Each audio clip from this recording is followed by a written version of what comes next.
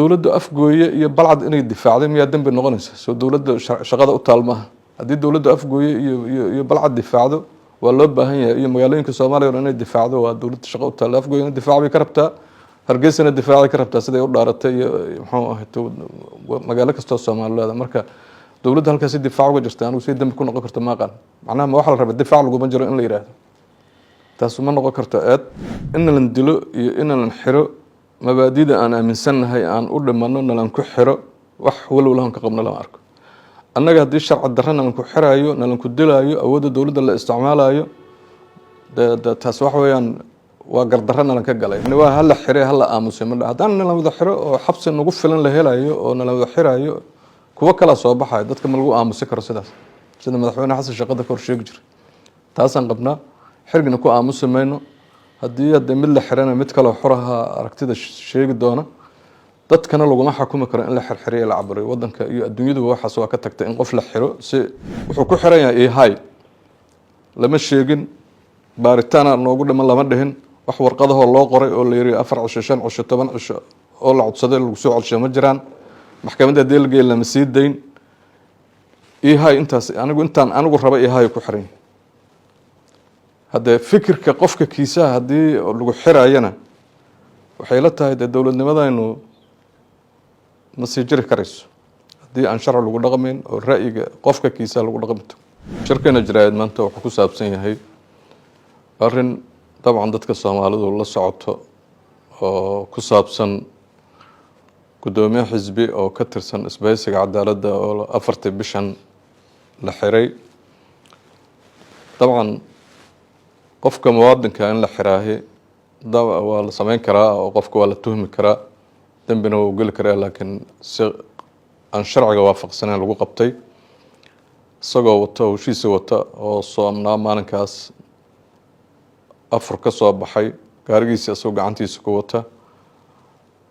ciidamadana suguddu ay qabteen ay runtii ula dhaqmeen si aan wanaagsanayn ay darbi madaxa u saareen sawir ka qaadeen kadib ay wadaan ay geeyeen xarun nabad sugideed oo la yiraahdo godka jilcow inkastoo anuga mahad celinayo taliska nabad sugidda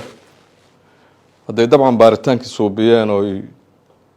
ay arkeen ninkan muwaadin oo mas'uul ah inuu yahay inay iyagu iska leexiyeen kiiskii oo markaa kadib ay ku wareejiyeen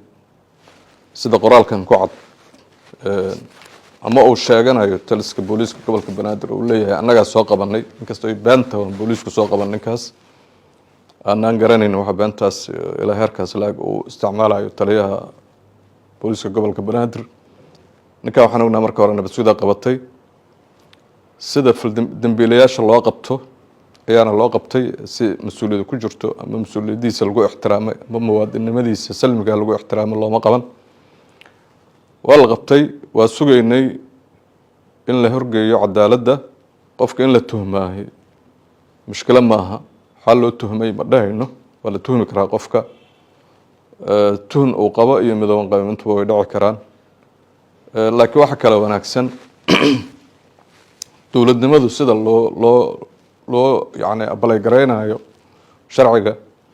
iyo sida sharci darrada way wax kala wanaagsan oo aan ka hadlaynahay ninkaas hadii la xiraayo tuhun galay wuxuu xaq u lahaa in waaran loo doonto dambiile ma ahayn wuxuu ahaa gudoomiye xisbi xisabta wadanka ka jirta kamid ah kana tirsan isbahaysiga anigu aan gudoomiyaha isbahaysiga cadaaladda xisbigiisu wax waarana looma soo goyn wax wargelina lama siin sida qof dambi faraha kula jira loola dhaqmay shalay waxa la horgeeyay maxkamadda sida intiinan og saxaafadu ay og tahay garsoor la horgeeyay shalay garsoorihii lagama codsan dambi yani xalaaleyn baaritaan maahayn oo cayiman looma soo qaadan waa la horgeeyay waxa lagu eedeeyay waxada dabcan isaga aan ka soo roobin nasiib wanaag garsoorihii waa ku qanci waayay wixii ay u sheegeen qoladii waday ee booliiska ahayd waxa lagu soo celiyay booliisku way soo noqsadeen halkii laga deyn lahaa maadaama dambi uusan garsoore ku helin waxaa lagu soo celiyey saldhigga Xamarweyne oo xalay iyo habeen hore iyo ku xiraa iyo maantaba ku xiran yahay waxay haddii maxkamad la horgeeyay runtii maxkamaddu inay dayso ama inay dambi ku hesho oo ay ictibaarto waxay ku soo aadeeyeen intaba may dhacin waxay ahayd inay codsi ka jawaabto oo lagu codsanayo baaritaan aan naqaano muddaysan waqti leh 10 cisho 4 cisho hadba inta sharcigu ogol yahay in garsoorka laga soo qaato intiba lama sameyn waxaa lagu hayaa ninkaas ku xiran saldhigga booliska degmada Xamarweyne wax la yiraahdo power detain ama EHI waa nacay hebel amba aan uga fikir duwan yahay wixii dawladii kacaanka ee runtii anaguna wadankan wax badan inay qabatay lagu dumiyay qofka muwaadinka in markii la doono qof rabitaankii lagu xiro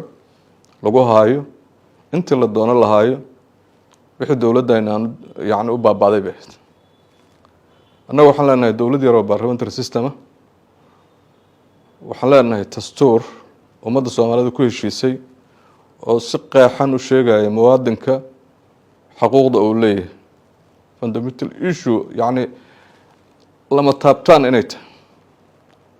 qodobka 18aad 19aad 20aad 21aad 22aad wuxuu ka hadlayaa xuquuqda qofka muwaadinka Soomaaliyeed uu leeyahay wuxuu sheegayaa inuu xisbi sameyn karo inuu cod rabo ku beeri karo kan booliska yani asaga qudhiisa shuruucda booliska waa naqaanaa marka hore taliye macallin Mahdi wuxuu sheegay ninkan inuu asagu soo qabtay sida warqadan ku qoran wuxuu soo qaban asagu macallin Mahdi ama taliyaha qaybta gobolka Banaadir waa sarkaal dhalinyaro ah oo mustaqbal fiican leh runtii sida hadba uu ka dhiganay ku xirantay taliyaha booliska gobolka Banaadir wuxuu ku leeyahay gal ayuu ciidanka booliska ku dhaxlay sida uu dhigtay ugu aali doona galkiisu haddii uu ku shaqeeyo sida hadda muuqata waxa noo badbaadsanay waxay ahayd garsoorka iyo booliska labada noo hartay oo rajada ka qabnay oo aan islahaynay la isku ma ag dulmi karo ma iyagu waxma dulminayaan labadaas ahayd haddii taliyaha booliska gobolka Banaadir oo nin siyaasiya oo xasaanad leh ilaan xasaanada waxa ku leeyahay shuruucii wuxuu maray axsaabta wuxuu haystaa sida gudoomiyaasha kale xisbiyadu ay u haystaan warqadda xisbinimada u haystaan waa nin la yaqaano argagixisana ma tuugna ma ahayn taliyaha booliska waxaan leeyahay horta xabsiyo badan diyaarso hadiiba aad xirayso cidii ka ra'yi duwan dawladda inaad xirto ay ka go'an tahay adoo ku raali gelinayo madaxda xilligan jirta mid waa ku sheegayo madaxda xilligan jirta waqti koobana u haray haddii adigu aad marka mustaqbalkaaga ayaga ku xirayso oo intay joogaan mustaqbalkaaga ku ag yahana ta ahlan wa sahlan laakiin halka kale aan ku sheegaa waxay tahay hadiiba shaqadaadu tahay cidii ka ra'yi duwan dawladda inaad xirto waxaan ku leeyahay meelo badan oo dadka lagu xiro diyaarso dadku waa kala ra'yi duwan yahay ilaahayga abuuraa ugu talagalay inay kala ra'yi duwanaadaan dastuurkooda u yaala ee iyagu ay leeyihiin oo madaxweynaha Soomaaliya hadda Xasan Sheekh oo noo akhri jiray 2 sano 3 sano ka hor umba wadanka dastuur ah haddii marka aan sharci la ilaalinayn wixii waagii hore xukuumadii militariga ee askarta ahayd yani qaanuunka askarigu qofku rabo uu xiri karo waxa lagu wadayana ahlan wa sahlan shalana dawladda joogtay berri hal sano kadibna dawlad kale imaan doonta oo waxaan ku leeyahay mustaqbal wanaagsan aad leedahay waxay ku xiran tahay hadba sida u dhigato طبعا أنا وكماله سيد مدحونا حس الشغل مركو معارض كلا هبل وكأرض مش كأرض كماله شقيا كلها لكن شرعي كل شقي هذا شرعي كل شقي وسنة هذا واحد نقض أنت وجو ضدك السياسيين تاه أما قلنا نجوجا أما وضن كنا نجوجا وحقيقة أن شرعي وحقيقة أن نمتك هذا قد بوليسك كوتا هاي أو يعني قانونك بوليسك qodobadaas yani ay ku qorayeen xeerka yani sida inay dadka la qabto oo ciidanka booliska Soomaaliyeed xuquuqda asaasiga ah ee booliska lagu leeyahay waa naqaana xaqa aan leenahay waa naqaana mid kana la kuleeyana waa naqaan ilmo yar ay TikTok intaad soo qabato aad sawir jirtay siyaasiyiintu ma noqonayaan did dul guraado dil laakiin waana u haysataa warqad adiga lagu amr hadii xir lagu yiraahdo xir laakiin waana u haysataa warqad ku xirto hadaa rabitaankaaga marka ku xirto adigoo ka yaani ku raali gelinaya madaxda wadanka fayl adiga ku yaalo siyaasaddu waa isbedeshaa wadankan madaxweynaha shalay joogay kasii hor mid baa joogay boqolaalka sanana uu isbedelay dowladnimadu marka haddii adiga kula tahay inaad hadba marka madaxweynaha markaas jooga ku xirnaado kaarkaaguna ku shaqaysidaad ku wado haddii kalena qof aadan u haysan waran maxkamadeed oo aan dembi faraha kula jirin bulshada dhibaato ku ah inaadan xiri karin annaguna waa ognaa adiguna waa ogta haddii haddaba ay mishinku noqdo booliiska gobolka banaadir cidda dowladda ka hor yaani aan ku fikirahayn inuu soo xirxiro dad badan ku sugaya inaad xirxirto taasaan ka leeyahay tan kale waxaan codsanayaa muwaadinkaas xuquuqda uu leeyahay ee dastuuriga hal la siiyo hana loo fuliyo oo garsoorka iyo hay'adaha cadaaladdu xorriyadiisa siiyaan wuxuu ku xiran yahay hay lama sheegin baaritaana noogu dhiman lama dhihin wax warqadaho loo qoray oo la yiri 4 cisho 5 cisho 10 cisho oo la codsaday lagu soo celshay ma jiraan maxkamadda deelgeey lama sii dayn hay intaas anigu raba hay ku xiran hadda fikirka qofka kiisa hadii lagu xiraayana waxay la tahay dowladnimadaynu ma sii jiri karayso hadii aan sharci lagu dhaqameyn oo ra'yiga qofka kiisa lagu dhaqamto waa cambaaraynaa mar kale waxaan cambaaraynaa xiriga Cabdiraxmaan waxaan codsanaynaa xorriyadiisa in dib loogu soo celsho waxaan mar kale ka digaya waxaan adeeg hadalkay ku jirto ilmaha yar oo TikTok isticmaala oo booliisku soo sawiro qodooda qof aan dambi lagu helin oo yaani anta maxkamad la saaro inuu dambiile yahay aan la sheegin dambiile way lama dhigi karo booliisku waa inuu ilaaliyaa sharciga midka wadankana waa inuu ilaaliyaa midku asagu ku dhisanyana waa inuu ilaaliyaa saraakiishuna waa inay mustaqbalka raalisaa waxaan uga mahad celinahay hay'adda nabad sugidda inay iska soo wareejisay markay aragtay ninkaas inaan wax dambiyaha iyagu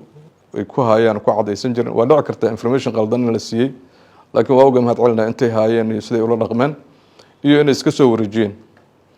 sidoo kale garsoorka wadanka waa garsoorayaasha la horgeeyay shalay ee yiri anaga hadda markii hore warqadna kama qaadan ilaa waa qofka markii hore markaad maxkamadda geynayso waa inaad maxkamadda markaa ka soo xalaalaysato oo ka soo qaadato warqad ayagana waa ugu hambaleynayaa waxaan sugayaa inta dhiman inay dhameystiraan waxaan leeyahay anoo ku hadlaya magacaas baysiga cadaaladda Cabdiraxmaan Suleymaan in xorriyadiisa buuxda la siiyo muwaadiniinta kalena la ilaaliyo xorriyadda iyo xuquuqda ay leeyihiin mid hadda anigu waxaan arki karaa bida warqadan oo taliska booliisku qoray baan arkaa oo la leeyahay abni ayuu khalkhal geliyay sida ay igu qoraan sheegaya kama soo roowdo taasan ka wada Cabdiraxmaan nin madaniyo ahaa nin magaalada Muqdisho degan oo ahaa nin la yaqaan oo ahaa nin xataa bustaalad qaata ma ahayn marka da kama soo roowdo abni khalkhal gelshay la yiraahdo dowladda afgooye iyo balcad inay difaacday miyaa dambi noqonaysa soo dowladda shaqada u taalmaha haddii dowladda afgooye iyo balcad difaacdo waa loo baahan yahay iyo magaalooyinka Soomaaliya inay difaacdo waa dowladda shaqo u taal afgooye difaac ka rabtaa hargeysana difaac ka rabtaa siday u dhaaratay muxuu ahayd magaalo kasta Soomaaliyeed marka